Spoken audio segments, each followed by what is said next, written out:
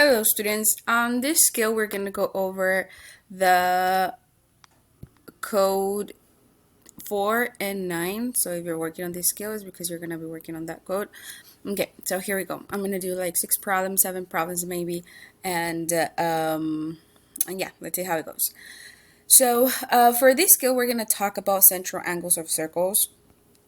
And as you see the picture, I mean, you see in here how you have a central angle, and it's this one here, the one with the question mark is unknown. These two are known. The question is, what would be the measure of this one missing here? And in order to do that, we need to remember one main concept. And that concept is that whenever I add all of the central angles in a circle, so that means if I add all of this, it's going to give me equal to 360. That is a main concept. So then how can I figure out what would be the measure for that one? Think about it. Yeah, if you're thinking, well, ma'am, the only thing I need to do is I can add 85 plus 120. I get the answer for that, which if I do, it's 85 plus 120. That would give me 205. And then I can subtract it from 360. So if I do 360 minus 205, let's see what is that equal to. So 360 minus 205, it's going to give me equal to 155. And this would be the measure that you're missing here, 155. If you want to make sure that it's true, then you just add all of those three. If all of those three gives you equal to 360, then that means you did it right. So let's see if that's true. 55. So we got it correct. Now let's do one more problem here. So look how this one is the same thing. So I'm not going to do this one because it has 3 angles, same thing. Let's get ahead a little bit. Let's try this one.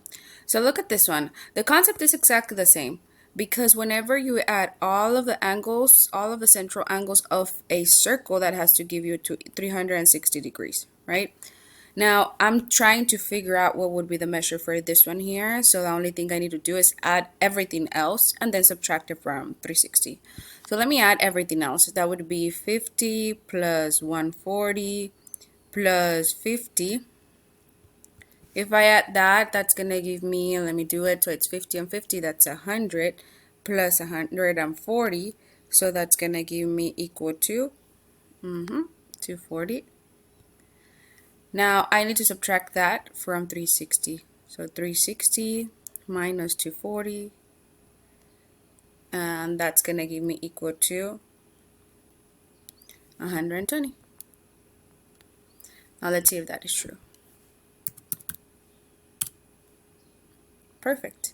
Let's do 2 more. So this one, same thing. So remember that whenever you add all the central angles in a circle, central angles, okay? Not all the angles in a circle, central angles, that's equal to 360.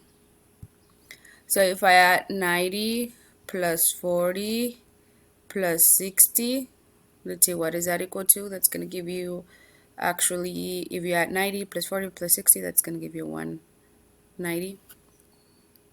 And I'm going to subtract because the measure, the sum of the central angles on our circle is 360. So I would do 360 minus 190. So if you do 360 minus 190, that's going to give you equal to 170. Now let's see if that is true. 170. Perfect. Now let's do one last one, which is, yeah, let's do this one. So it doesn't matter in how many little angles the central angle is divided, because at the end is the same process.